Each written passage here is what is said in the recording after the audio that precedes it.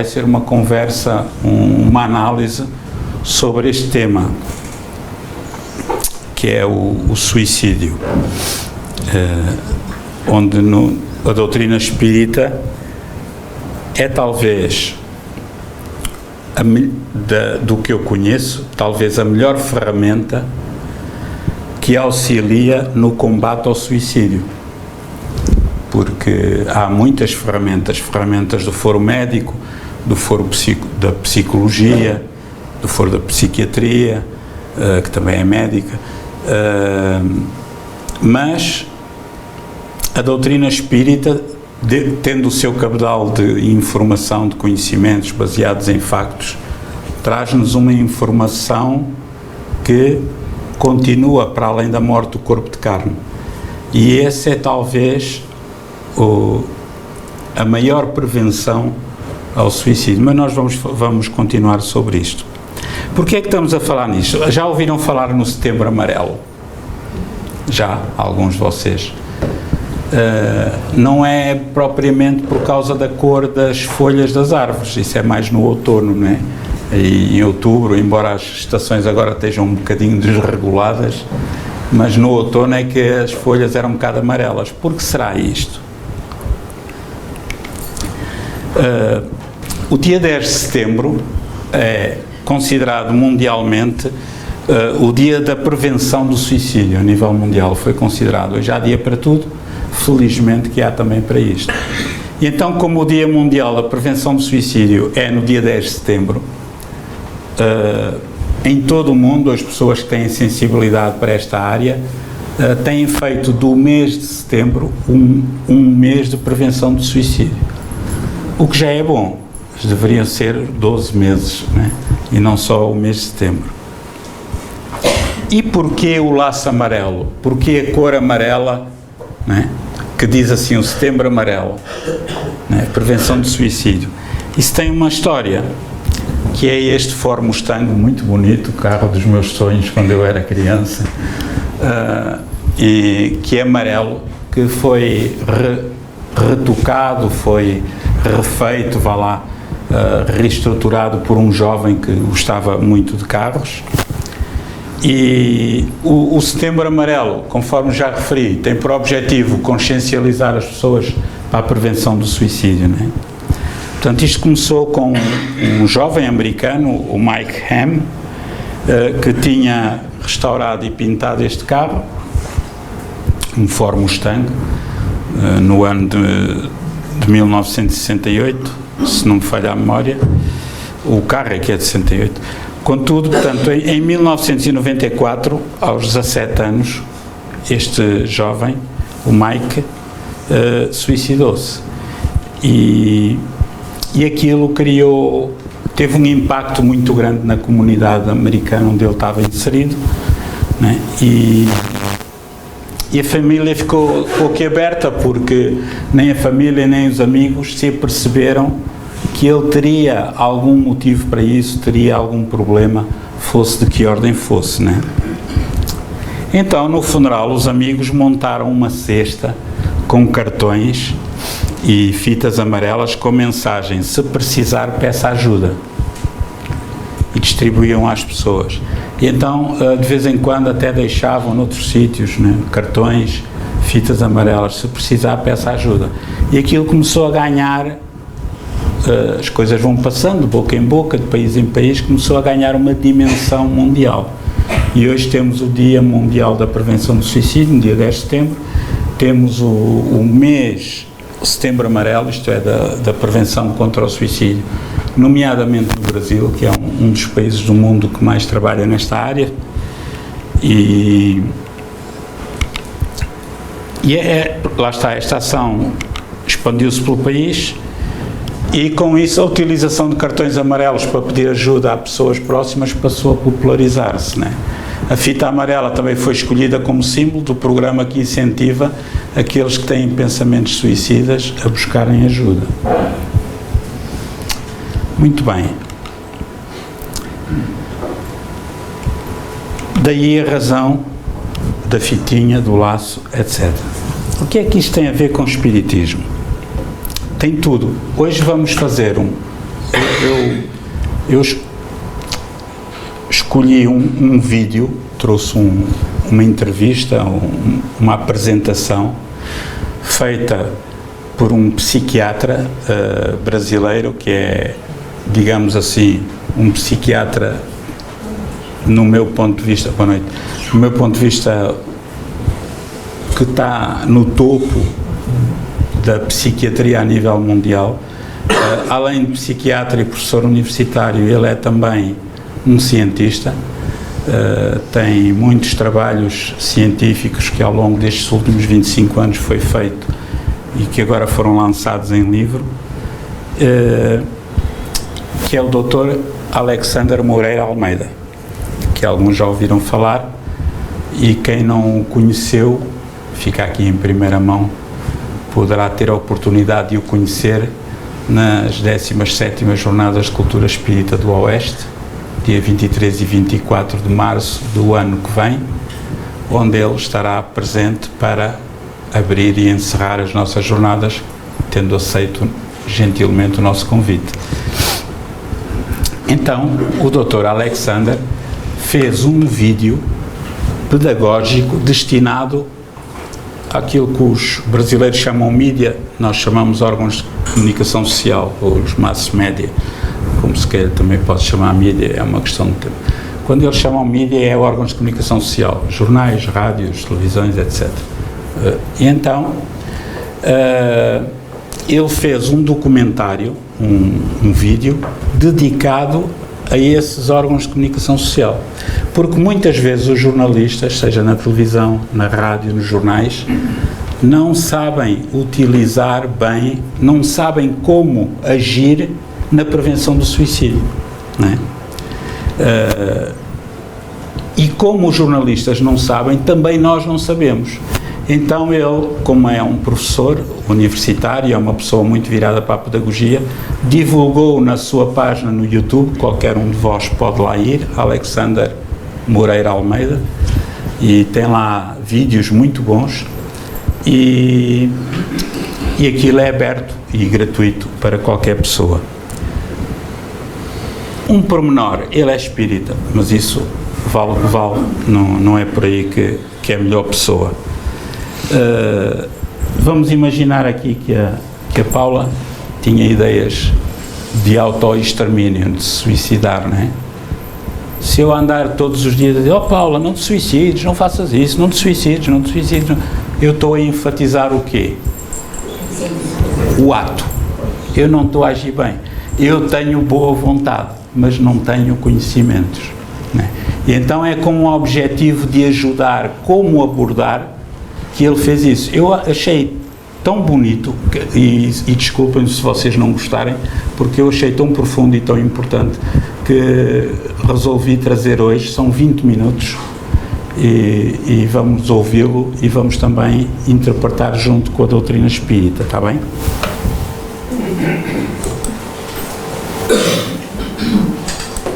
Não é preciso. Olá. Então, dando início a esse nosso treinamento, nós vamos abordar um tema de extrema importância. O que deve ser dito e o que não deve ser dito na prevenção do suicídio, na campanha de prevenção. Muitas vezes, com muito boa intenção, as pessoas tentam participar de campanhas, ou até divulgar na mídia, ou fazer campanhas de prevenção, mas inadvertidamente podem ter um impacto negativo na realidade. Segue aqui uma diretriz da Organização Mundial da Saúde para a prevenção do suicídio, uma diretriz bastante recente, publicada nos últimos anos.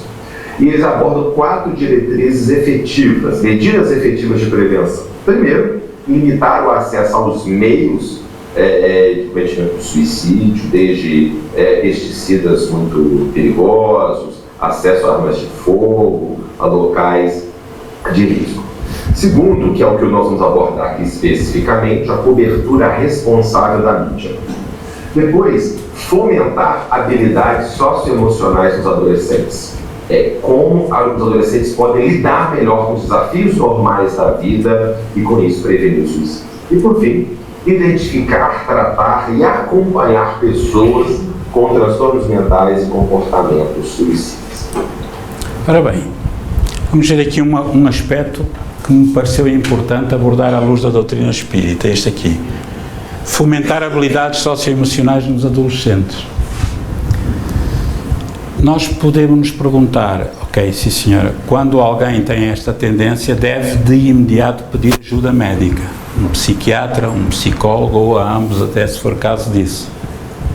Mas também a um centro espírita.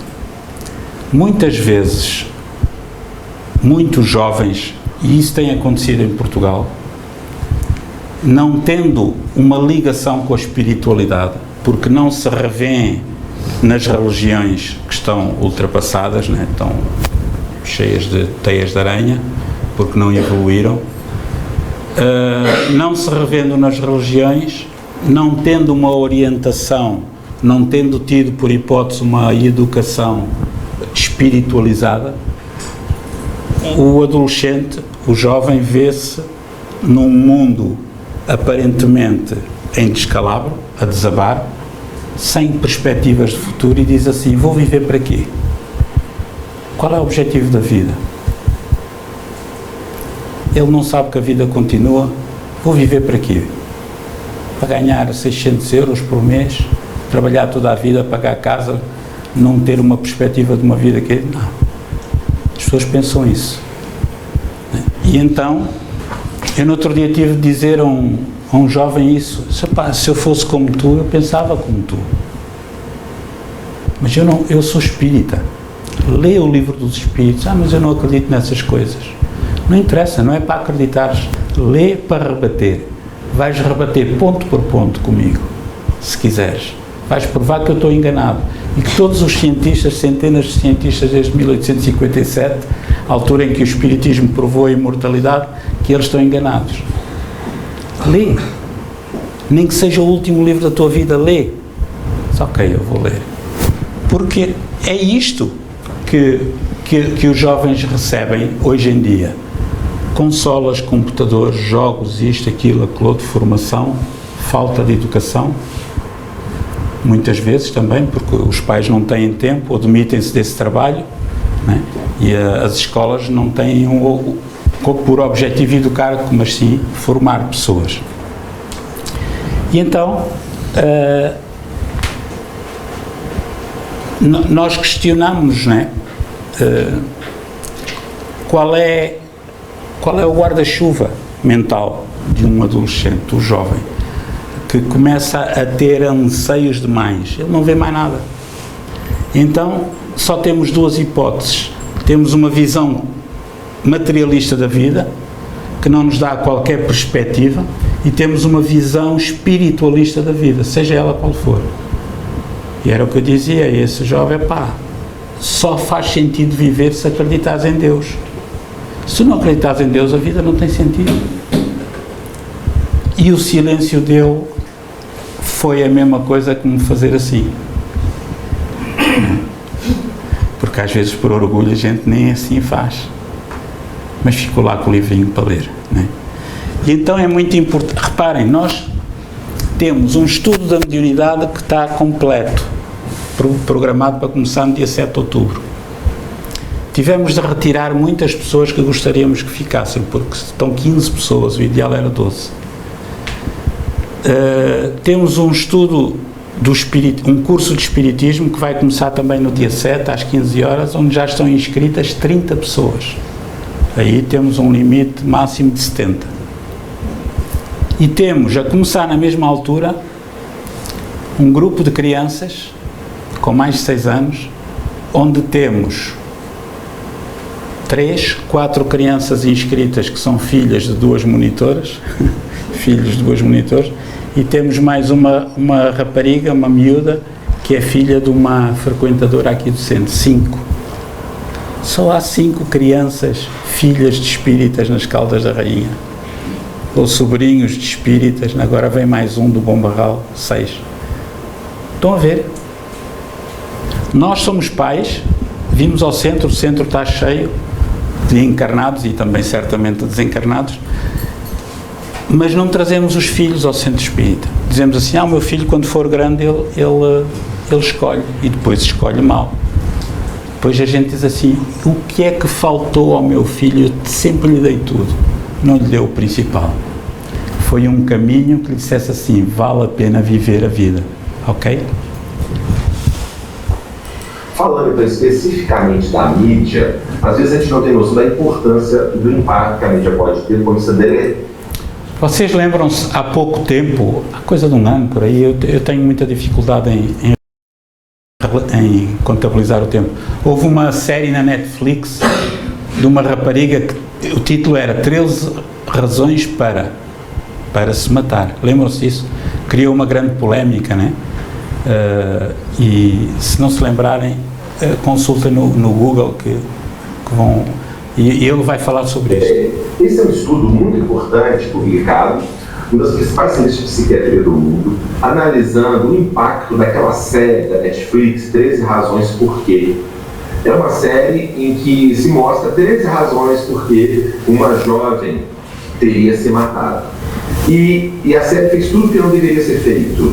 Justificar a ideação suicida, dar uma razão plausível, mostrar os meios e mostrar efetivamente o suicídio. Apesar da Netflix estar divertido inúmeras vezes que isso seria perigoso, nos 3 meses após o início da série, em abril a junho de 2017, o estudo mostrou que houve 94 mortes a mais do que o esperado por suicídio nos Estados Unidos. Ou seja, essa atitude irresponsável gerou pelo menos 94 mortes a mais de suicídio.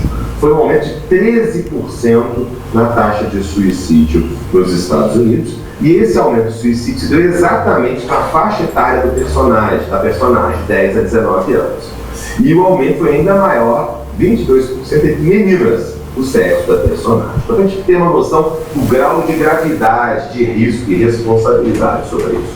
Esse é um outro estudo também, publicado numa importante revista de psiquiatria, sobre o efeito, né, das notícias, isso na Áustria. E se analisou-se o tipo de notícias que a mídia deu sobre o suicídio e o impacto.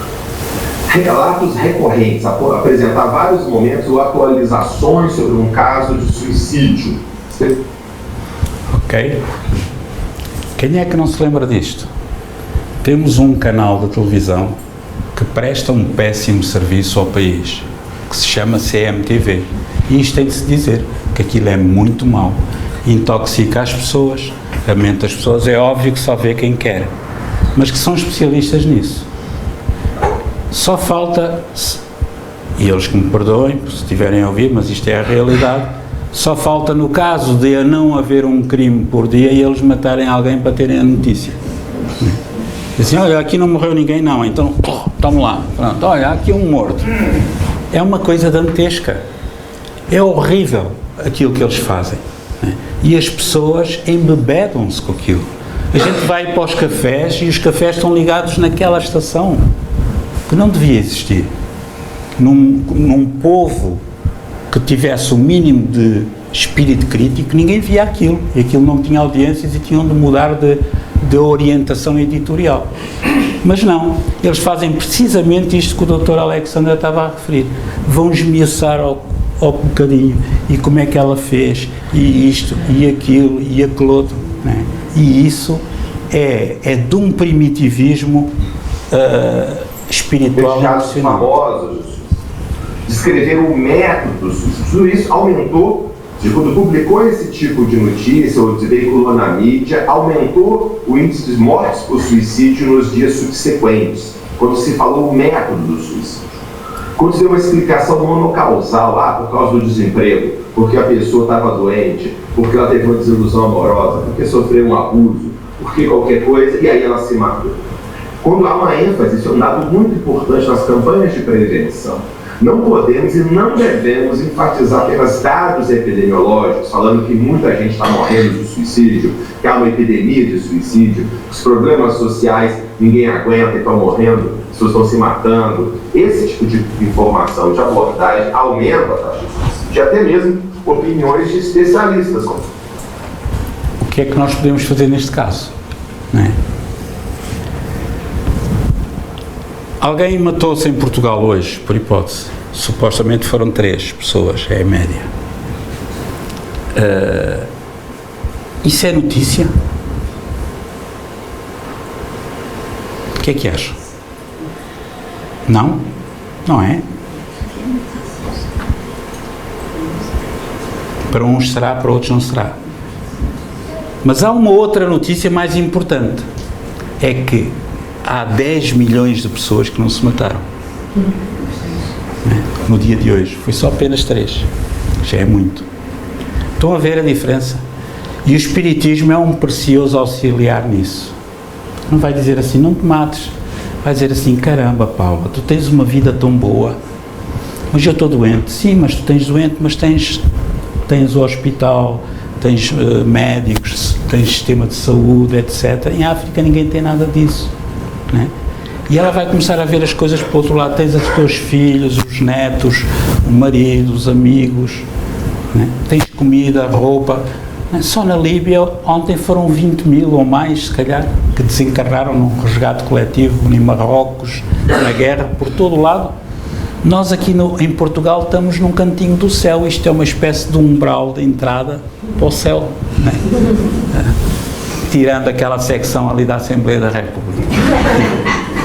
E de facto nós temos de ir por aí, porque quando nós estamos deprimidos nós não temos a noção das bênçãos que temos diariamente, e é importante enfatizar isso. O Espiritismo vem precisamente para isso, para esclarecer e consolar, dizer que nós somos imortais, que existe uma lei de causa e efeito, que vamos escolher aquilo que semeamos de bem e de mal, que vamos voltar a nascer, a reencarnar, a corrigir coisas, a acertar novamente, etc., por aí fora. Apresentar estudos científicos que comprovam isso e explicar às pessoas que vale a pena viver. Portanto, apesar de muito sofrimento, né? Apesar de muito sofrimento. Eu enfatizo esse aspecto. E há um efeito dose e resposta. Quanto maior, mais um impacto.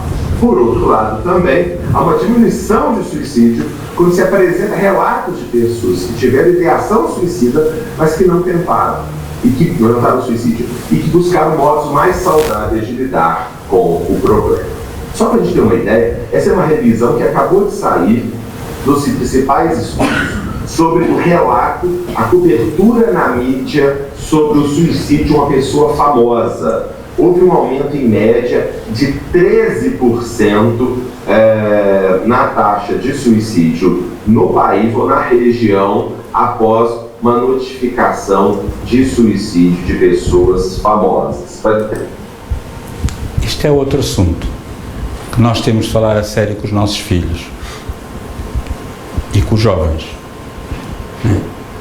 É que hoje em dia qualquer jovem, qualquer adolescente tem os seus influencers.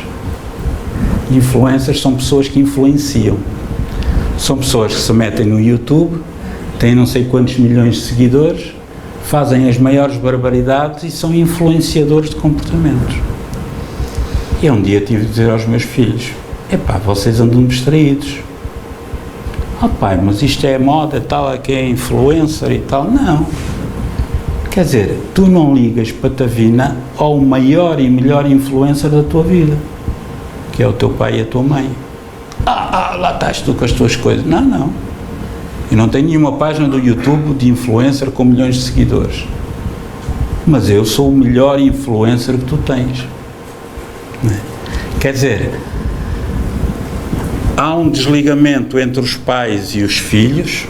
Muitos dos pais nem sequer conseguem perceber o que é que os filhos estão a fazer na internet, porque o crescimento tecnológico é exponencial, ou o que é que andam a fazer, ou o que é que andam a ver, e de repente as coisas acontecem e as pessoas não sabem porque é que aconteceram, né?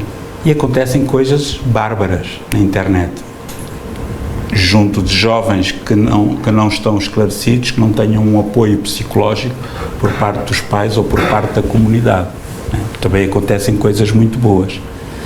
Então é muito importante isto, né? Quando alguém que é um influencer, alguém que é um grande cantor a nível mundial, um grande artista, um grande ator, né, se suicida, a tendência é para replicar. Se ele faz isso e ele é o maior nesta área, eu vou fazer também. E depois não há volta a dar, não há maneira de voltar para trás. Esse número do aumento geral na taxa de suicídio. Só para entender o tamanho do efeito disso, a crise financeira de 2019, que foi bastante forte, gerou um aumento de 6%.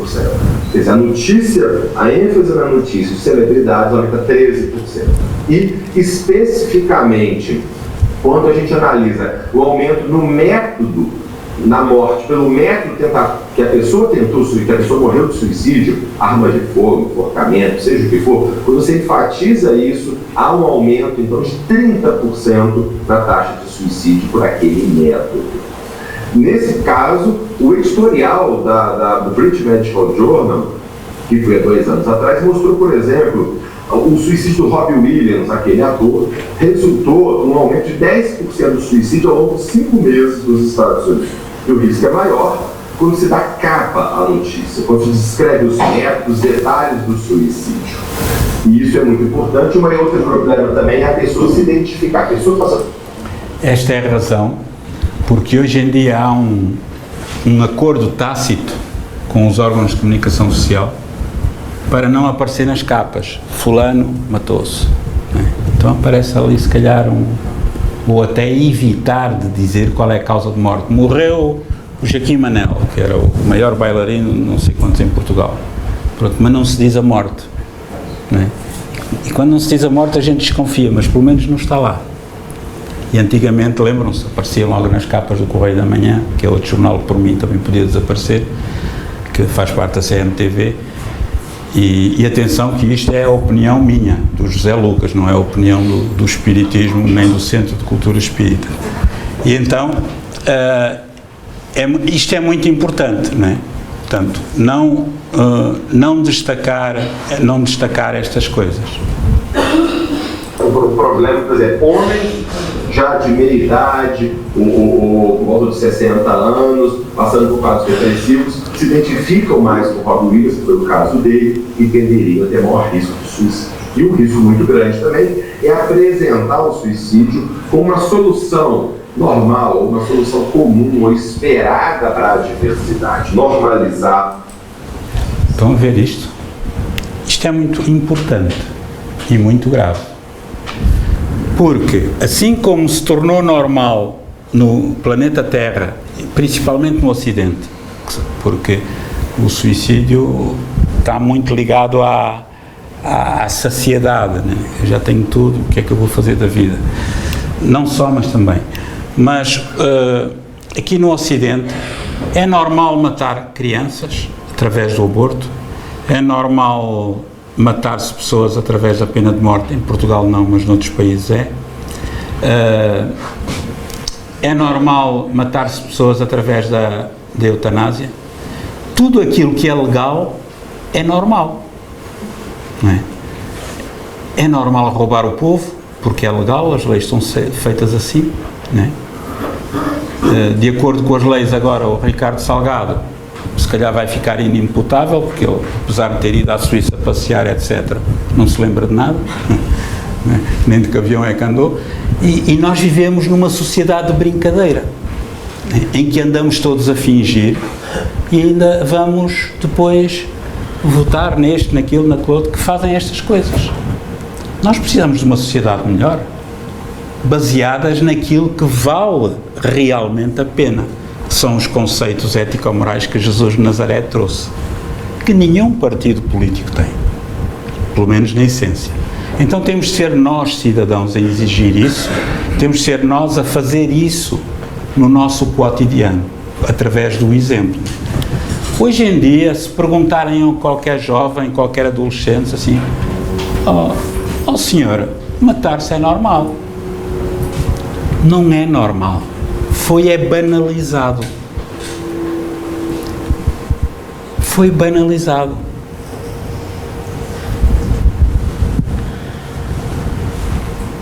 Aqueles cerca de 20 mil, se não foram 40 mil, desencarnados na Líbia, alguém está preocupado com isso aqui na Europa? Não estão. Não estamos. São pretos. É lá longe, não é nada, é ali ao lado já, 1 hora e pouco de avião. Se fosse no centro da Europa, se fosse na Bélgica, na França, 20 mil mortos com cheias, era uma catástrofe, estava o mundo todo de pernas para o ar a tentar ajudar. Aqueles ali são pretos, não liguem. Não tenham dúvidas. É assim que nós reagimos, inconscientemente, a grande maioria, felizmente, e conscientemente, uma minoria também, felizmente, né? Então, esta banalização da morte, aqueles todos os dias morrem dezenas de pessoas a tentar atravessar o mar Mediterrâneo, ou a tentar atravessar da França o Canal da Mancha para a Inglaterra. Notícias, certo? Mais 40, mais 100, que importa, não é? Estão a ver? Eu dou por mim a banalizar esses números inconscientemente. Estou a ver a televisão, vejo assim, olha, mais um barco de imigrantes ao atravessar a coisa, foram 40 que faleceram, foram resgatados 10 ou 20. A seguir já estou com a mente do outro lado. Para mim é banal. Não é que eu queira, entendem? A televisão banalizou isso de tal modo que eles não são importantes. E eles são gente, são seres humanos como nós. E amanhã nós podemos reencarnar na Líbia, na Síria, nesses países, e vamos ter as mesmas necessidades de, se calhar, tentar vir para a Europa para ter uma vida melhor. Então nós não podemos dizer que é normal. Não é normal o aborto, não. São leis dos homens que legalizam perante o Estado, mas não legalizam perante a lei de Deus. Não é normal a eutanásia, não. É legal, mas não é imoral. Não é normal a pena de morte, é legal em alguns países, em alguns estados americanos, mas é imoral. Nós não temos o direito disso. E não é legal, bem, o suicídio não é legal, é uma coisa que cada um, não é preciso fazer leis para isso. Mas a normalização do suicídio também não pode ser banalizada, né? Passar assim, pronto, olha, já era maluco, até deu jeito que a sociedade ficou com menos um. Aí isso vai acontecer, até chegar à nossa casa, ao nosso filho, ao nosso sobrinho, ao nosso neto, etc. A ideia de suicídio, tudo isso não se deve fazer. Primeira coisa importante para fazer uma prevenção adequada é apresentar informações de fontes confiáveis sem alarmismos. Por exemplo, o último relatório da Organização Mundial de Saúde e o último do Ministério da Saúde. Só para a gente ter uma ideia, aqui estão as taxas de suicídio pelo mundo e mostra que o Brasil é um país de taxa média baixa de suicídio. Então, o Brasil não é um dos países, possamos dizer que grande abóbora, né, está de 5 a 10 por milhão, por 100 mil habitantes por ano. Na verdade, o Brasil é um país de taxa média baixa. Então, cuidado com a ideia de epidemia, uma explosão de casos, etc. Tínhamos esta noção? Eu não tinha quando vi este vídeo. Porquê? Porque o empolamento nos órgãos de comunicação social é que, está a crescer exponencialmente. Nós vamos ver os gráficos, os dados que são universais, e não é verdade. Víamos ali que os países com maior taxa de suicídio são de facto a Rússia e um ou outro país africano, não é? Outro dado também muito importante são dados do mundo. O mundo como um todo teve uma diminuição de 36% no suicídio nos últimos 20 anos. No mundo está diminuiu bastante, 36%. O único continente. Se alguém vos dissesse isso antes, hoje, olha, atenção que o suicídio diminuiu 36% no mundo, acreditavam? Eu também não. Eu fiquei parvo quando ouvi isto. A sério, isto são dados fidedignos. Este senhor não é só doutor, professor doutor de Canudo, é das pessoas de maior credibilidade a nível mundial na área da psiquiatria e não só. Então, alguma coisa não está bem. Se calhar nós estamos a ser intoxicados pelo Facebook, pelos órgãos de comunicação social, estamos a ter uma perspectiva mais negra da vida do que o que ela é. E é muito importante pegar nessa dinâmica espírita que tem por objetivo o quê? Esclarecer o ser humano e consolar. Explicar de onde vem, para onde vai, o que está aqui a fazer, o porquê das causas, as causas das suas situações diferentes, né? A gente está aumentando, são as Américas, aumentou 17%. Então isso é importante. Não é uma coisa inevitável dos nossos tempos, da nossa era. Do mundo está diminuindo. É possível lidar. Então, dar a mensagem de que o suicídio não é algo inexorável, é esperado, não tem solução do nosso tempo, é uma informação falsa e, além disso, danosa. E mesmo no Brasil. Nós tivemos efetivamente no Brasil, de 2010 a 2019, um aumento de 27% na taxa de suicídio. Mas mesmo assim, nós estamos agora em 6,6 por 100 mil, que é uma taxa ainda, como eu falei, média baixa em relação ao mundo. E o que nós percebemos aqui, esse grupo laranja, que é de 15 aos 19 anos, é que aumentou mais. Ou seja, o maior risco, o maior aumento que teve nos últimos 10 anos foi entre adolescentes. Então, esse é um público que temos que tomar muito cuidado e abordá-lo para poder...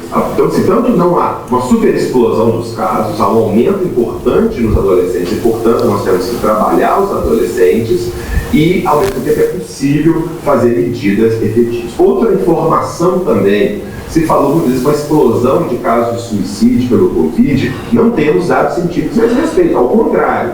Os dados que artigo que acabou de sair na revista da Associação Brasileira de Psiquiatria, de que o Covid não alterou as taxas médias de suicídio no Brasil. Em 2020, após março, a taxa de suicídio foi semelhante à esperada, dado os últimos anos. Tá? E não variou nem por raça, nem por nível educacional, embora mulheres e idosos tiveram um certo aumento. Então, cuidado com informações não confiáveis passadas na mídia ou em outros lugares. Buscar informações confiáveis.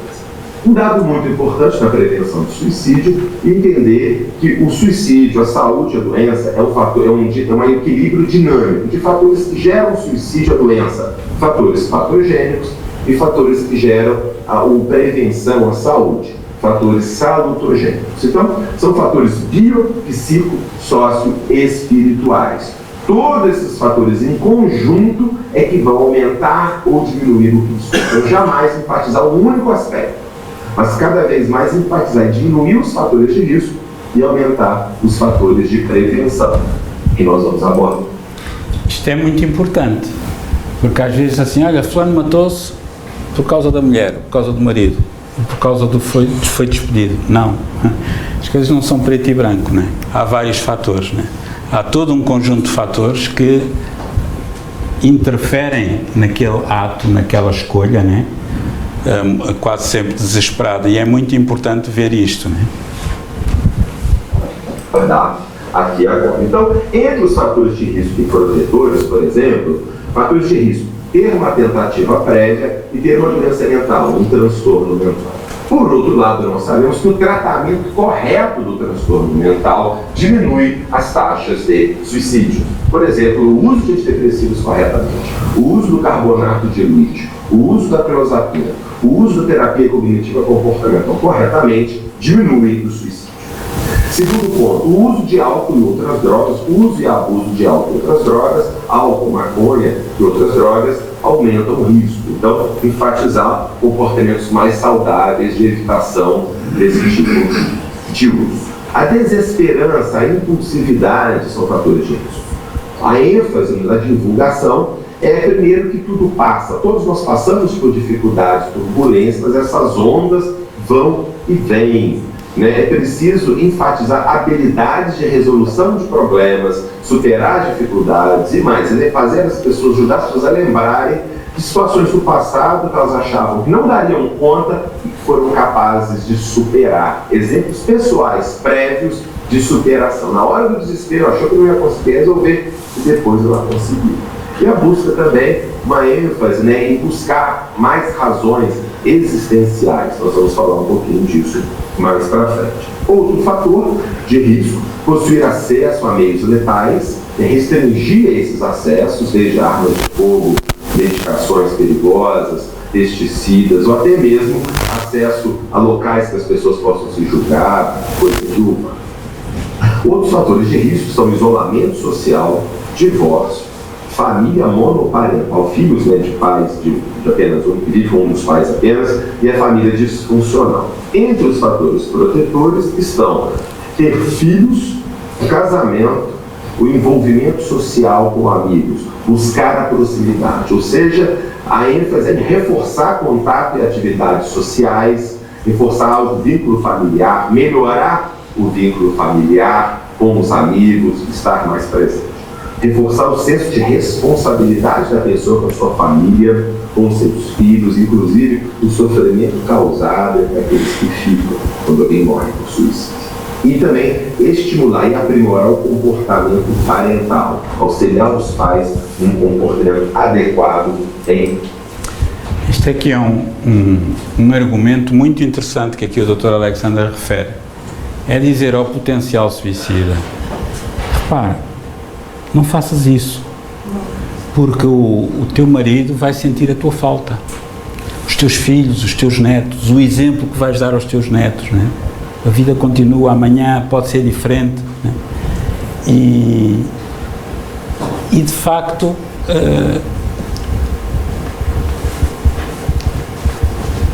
os exemplos da nossa própria vida, os exemplos da vida dos nossos pais, né? Nós, se olharmos para a vida dos meus pais e dos meus avós, então, era uma vida dura, árdua, no campo, né? Viviam do campo e para o campo. O meu avô ia quase de Viana do Castelo a Barcelos a pé, pelos montes, para ir trabalhar, né? E regressava no fim de semana. Eram tempos duros, meu, e eles aguentaram aquilo e criaram os filhos, e não havia televisão, e era 10 filhos, e era 12, mas não sei. Nós agora temos tudo muito mais facilitado, e se nós fizermos ênfase nesse aspecto, as coisas começam a melhorar, né? Porque a pessoa que tem essa ideia tem os óculos embaciados pelo pessimismo, e muitas vezes é preciso só alguém que ajude a limpar a lente, para ver com mais claridade através das lentes da esperança, né? E do ânimo. Aquela frase, o tudo passa, que o Emmanuel trouxe ao Francisco. Em relação aos filhos, isso é um dado bastante importante também. Um outro fator de risco, eu digo que não tem a religião, nós sabemos que a crença na vida após a morte, uma forte objeção moral ao comportamento suicida e a frequência regular ao serviço religioso são fortes fatores protetores também.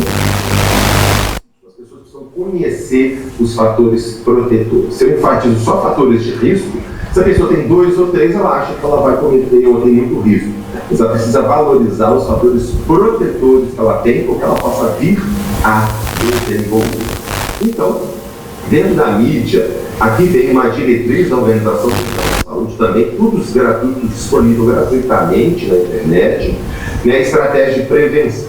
Primeiro, risco do contágio, efeito Werther, que é um caso de um personagem do livro do Goethe, em que o indivíduo, por amor, ele se mata, dá um tiro, e aí começou a ter várias pessoas que se matavam vestindo a roupa do Werther, segurando o livro dele, havia um forte contágio. E nós sabemos relatos de mortes de celebridades, quando a glamorização, nossa, ela realmente se revoltou contra esse mundo injusto, e aí mostrou coragem em interromper isso tudo. Uma glamorização desse sentido. Ou então, esse desespero, nesse mundo sem propósito, sem sentido, naturalmente, ela buscou sair para aliviar seu sofrimento. Esse tipo de glamorização, hoje apresenta razões convincentes e que são soluções adequadas, são perfeitas, são totalmente inadequadas. Está demonstrado que aumentam as taxas de suicídio.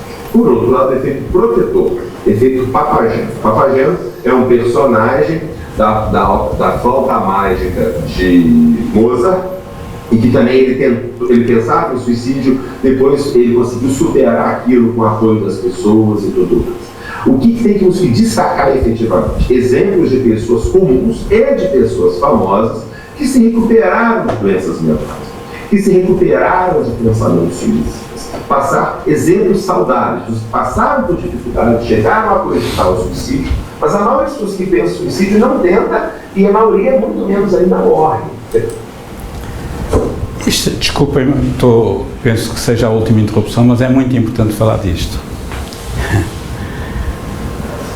Há um erro crasso que é as pessoas pensarem assim: se me vem à mente uma ideia de suicídio, eu sou um doente mental. Isso é um disparate.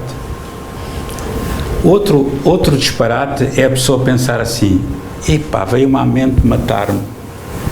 Não vou dizer a ninguém, vou ser o único. É um completo disparate. Provavelmente essa ideia já veio à ideia de todos os que estão presentes aqui. Seja numa dificuldade material, seja por interferência espiritual. Ainda ontem uma amiga minha, uma pessoa extremamente culta, licenciada, com uma cultura acima da média, uma pessoa muito consciente, espírita, ela dizia-me: "Ó Lucas, eu não sei o que é que se passa comigo. Eu de repente vem-me à mente ideias malucas, completamente malucas, de meter os dedos na ficha." Eu fico apavorada, e disse assim: "Por amor de Deus, mas já te expliquei isso 500.000 vezes, ela tem mediunidade." Não é? E como não faz aquilo que deve fazer, não vou falar agora sobre o assunto, tem a ver com a educação da mediunidade, não é? Ela não está atenta, por desconhecimento. Então já encaminhei para um centro espírita da região onde ela vive, que vive longe daqui, né, para que possa ser orientada. Então são espíritos brincalhões.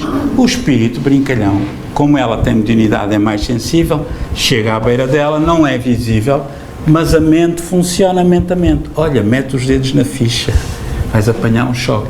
E ela, o médium, sente um impulso para fazer aquilo, não sabe que está a ser intuído por um espírito inferior ou brincalhão ou até maldoso, e pensa assim: meu Deus, eu estou a ficar maluco. E vai ao psiquiatra, e o psiquiatra diz: de facto você está com uma depressão, ou está com um surto psicótico que leva com antipsicóticos. E ela sai de lá e vai começar a adoecer, porque vai tomar medicação que não precisa.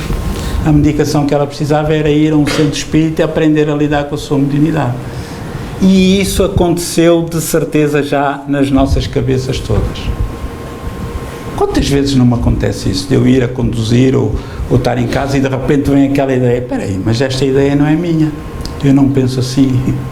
Pois às vezes sinto, dependendo da sensibilidade, a presença desses irmãos, e eu dou-lhes um abraço mentalmente, peço a Deus por eles e eles vão-se embora. Não, o importante é a pessoa não se assustar, é a pessoa pensar assim: não, isto é normal. Não se iludam, nós somos todos da mesma cepa, estamos praticamente quase todos no mesmo nível de evolução espiritual. O que acontece comigo acontece com esta senhora, com aquele senhor, com todos, só que a grande maioria não verbaliza, porque tem vergonha, ou pensa que é o único e que está maluco e não quer ser reconhecido como maluco. Então eu gostaria de dizer a quem me está a ouvir: bem-vindo ao mundo dos malucos saudáveis, que somos todos nós. Preciso mostrar que algumas pessoas conseguem um caminho melhor, trazer a esperança, enfatizar estratégias positivas de enfrentamento dos outros e divulgar possibilidades de apoio e tratamento, onde buscar ajuda, de modo muito claro, objetivo. Temos também da Associação Brasileira de Psiquiatria, da ABP, de prevenção do suicídio para profissionais da imprensa. Além desses dados que nós já comentamos, também se destaca evitar manchetes, colocar manchetes: fulano morreu de suicídio. Evitar colocar isso na manchete, evitar a primeira página, evitar ficar enfatizando números, tantas pessoas estão morrendo a cada dia, está aumentando. Não, mas olha, esse é o problema de saúde pública que está acontecendo, tem um aumento do risco, aumento da mortalidade, mas sem falar que é epidemia, alguma coisa assim, e ao mesmo tempo enfatizar que a ideação do suicídio é frequente em casos de transtornos mentais, mas a maioria dos casos consegue tratamento, consegue lidar de modo eficaz e percebe que tem mais força do que imaginava. Quase todos nós somos assim, né? Frente a uma situação muito difícil, a gente acha que não tem salvação, não tem condição, e é naquele impulso, o suicídio muitas vezes é de impulso, então de facilidade de acesso, de meios de acesso, de isolamento, de uso de álcool e de alguma coisa que dê esse gatilho, que pode ser, por exemplo, uma notícia equivocadamente dada. Também existe um manual para a mídia da Organização Mundial de Saúde, que enfatiza, além das medidas que nós já colocamos, evitar colocar fotografias ou cartas de despedida da pessoa nas notícias ou mesmo na rede social. Não normalizar o suicídio como solução a problemas. Não ficar repetindo, atualizando a notícia com frequência. Ao contrário, enfatizar a esperança e a necessidade de buscar ajuda. Isso é extremamente importante. Dentro dessa cobertura responsável da mídia, é preciso dar um treinamento para a mídia, como esse que nós estamos fazendo, como o manual da APP. Alguns países implementaram um monitoramento de relatos publicados. Quando a mídia publica um relato inadequado, ou um grupo governamental faz contato com aquele órgão de imprensa, orienta como fazer, como corrigir a informação. E prêmios para boas reportagens sobre o suicídio, como cobrir adequadamente, para estimular jornalistas a fazerem mais notícias de boa qualidade. Dentro, então, da ideia da prevenção, é importante enfatizar o que tem de evidências sobre prevenção.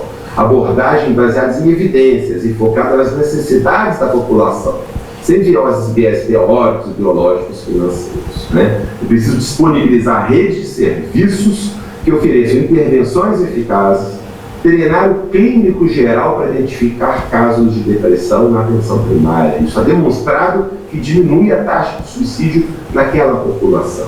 Uma abordagem interdisciplinar, casos graves de alto risco, internação, parcerias sociais com ONGs, AA, NA, grupos religiosos que podem auxiliar nesse caminho de prevenção. Como eu já falei, treinar o generalista.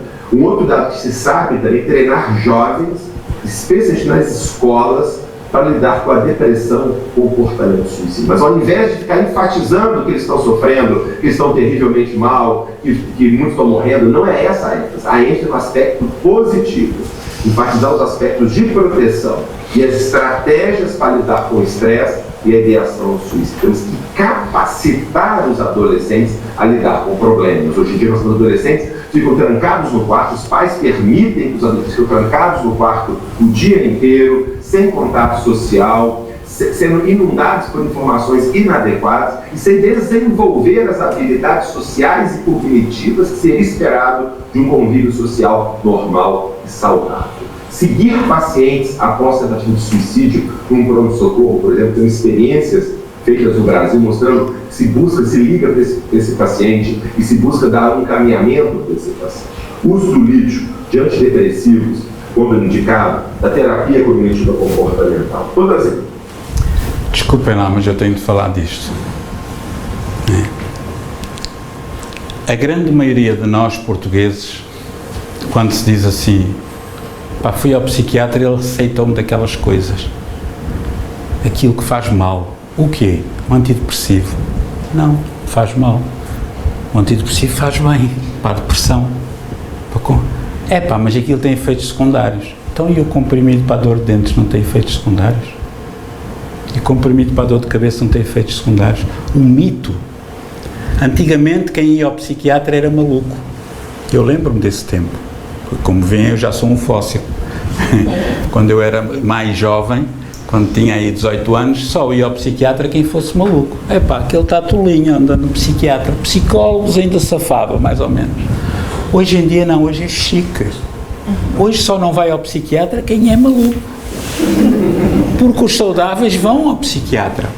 O senhor Presidente da República tem o seu psiquiatra, o seu psicólogo, o seu conselheiro, o senhor Primeiro-Ministro também, mas não sei quando. É chique, faz parte do protocolo. E então temos de nos atualizar, temos de nos modernizar. Eu muito sinceramente, eu não percebo a lógica.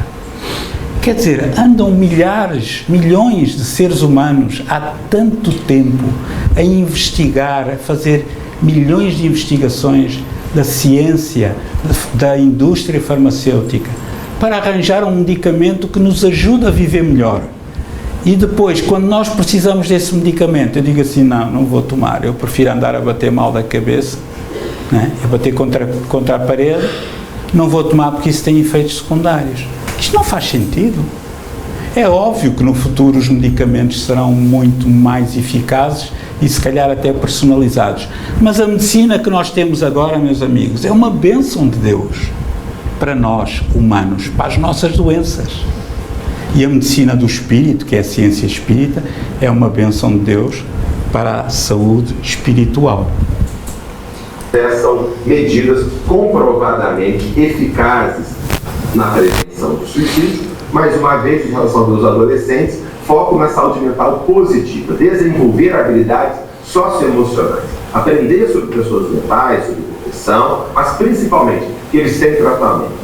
Aprender resolução de problemas, ele não é protegê-los cada vez mais, super protegê-los, ao contrário, ajudá-los a capacitá-los a lidar com o estresse, a fazer uso saudável da internet e redes sociais, evitando os extremos, o papel dos pais, das escolas, monitorarem e acompanharem. Fortalecer vínculos sociais saudáveis e atividades saudáveis. E também identificar quem necessita de apoio e de tratamento. Por fim, então, quem quiser mais informações, no site setembroamarelo.com, da Associação Brasileira de Psiquiatria, há muito mais informações, algumas dessas cartilhas estão lá também disponíveis. Também em nossas redes sociais estamos colocando informações de prevenção e sobre saúde mental também. Mas ao final do dia, estaremos à disposição para conversar e tirarmos dúvidas. Muitíssimo obrigado. Olá. Então, para terminar, vamos criar esperança, não é? Ao consciencializar a população, ao reduzir o estigma em torno do suicídio, ao encorajar ações bem informadas, podemos diminuir o suicídio em todo o mundo. Criar esperança, não é? É uma chamada de atenção para o facto de existir uma alternativa ao suicídio e visa inspirar confiança em todos nós. Criar esperança, dizer assim, há uma porta aberta, eu vou te ajudar. Eu não sei como, mas eu vou te ajudar.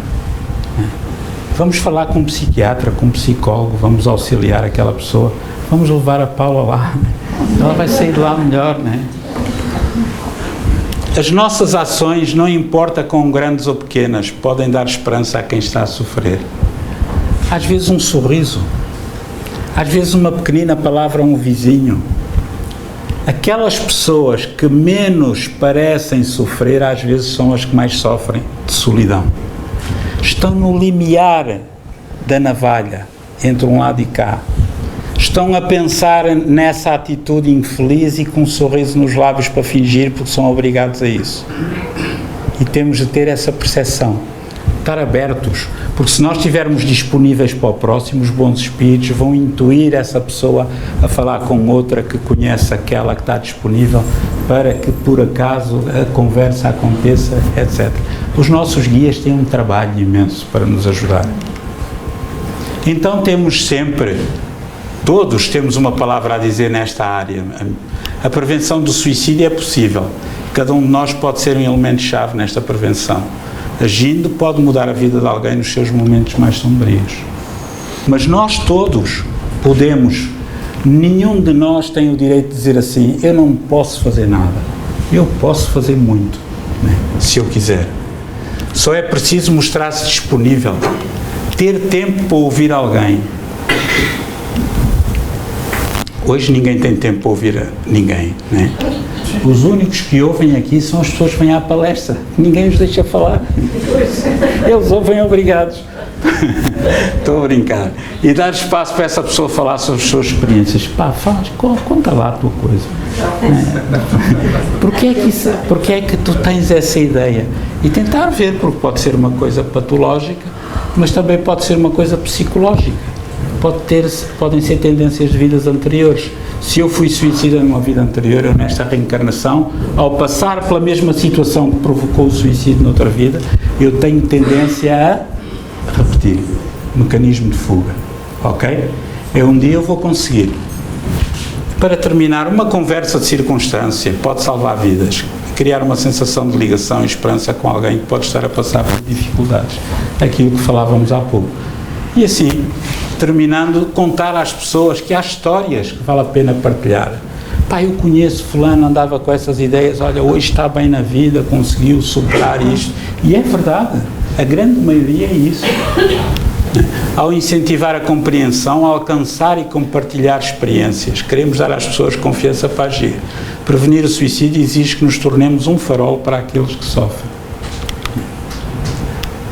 E este foi o nosso dia 10, foi o motivo que nos trouxe hoje. Junte-se a este movimento, vamos criar esperança. Isto é uma tarefa individual de cada um. Muito obrigado pela atenção.